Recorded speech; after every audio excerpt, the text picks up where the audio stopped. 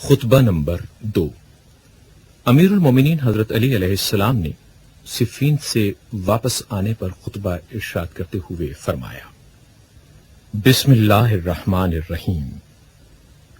نعمت خداوندی کی تکمیل کرتا ہوا اور عزت الہی کو تسلیم کرتا ہوا اور اس کی معیشت سے دامن کشاں ہوتا ہوا میں خدا کا سپاس و شکر ادا کرتا ہوں۔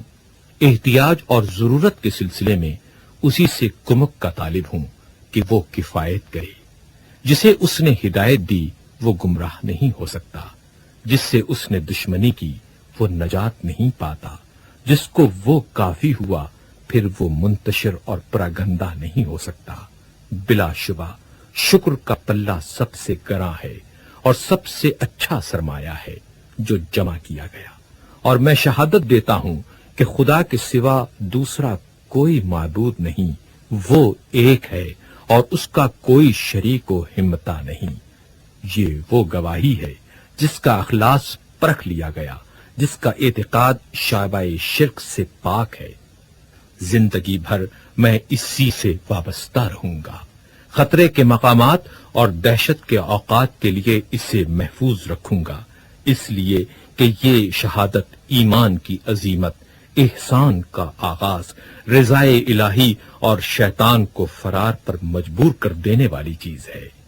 نیز میں گواہی دیتا ہوں کہ محمد صلی اللہ علیہ وآلہ وسلم اللہ کے بندے اور اس کے رسول تھے، جنہیں خدائے بزرگ و برتر نے دین مشہور اسلام، علم معصور، کتاب مستور، نور ساطع، ضیاء العم اور حکم محکم کے ساتھ بھیجا تاکہ شبہات برطرف ہوں اور کھلے ہوئے واضح اور محکم دلائل سے حجت کی جا سکے۔ آیات قرآن سے تنبیہ امم ماضیہ پر عذاب الہی سے ڈرائے، اس کا مقصد حاصل ہو۔ لوگ ایسے فتنوں میں مبتلا ہو گئے کہ دین کی رسی پارا پارا ہو گئی، ایمان و یقین کے ستون متزلزل ہو گئے، اصل دین اخلاقی مسئلہ بن گیا اور کار دین دھرم و بھرم ہو گئے۔ فتنوں سے بچ نکلنے کا راستہ تنگ اور راہ ہدایت پر آنے کی راہ تاریک ہو گئی۔ ہدایت گمنامی ہو گئی اور کوری و گمراہی عام ہو گئی۔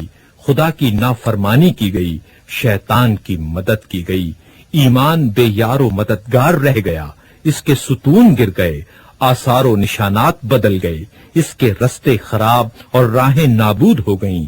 لوگوں نے شیطان کی پیروی اختیار کر لی، اسی شیطانی راستے پر قدم فرسائی کرنے لگے، اسی کے سر چشمے پر ڈیرا ڈال دیا۔ پھر یہ لوگ اس کے پرچم لہراتے آگے بڑھے، شیطان کا پرچم ایسے دور فتن میں بلند ہوا کہ ان فتنوں نے لوگوں کو پامال کر دیا اور اپنے گھروں سے رون دیا، اور پھر اپنے پنجوں کے بل کھڑا ہو گیا۔ تو وہ لوگ ششتر و حیران کھڑے ہیں، یہ نادان لوگ وہاں فتنے میں گرفتار تھے جو دنیا کی بہترین جگہ ہے، مکہ۔ البتہ اس کے ہمسائے اہل مکہ بدترین ہیں، جن کا خواب بے خوابی اور جن کا سرما چشم گریا ہے۔ یہ سب کچھ اس سرزمین پر مکہ میں ہوا جہاں دانا کی زبان بند اور نادان باعزت و ارجمند ہیں۔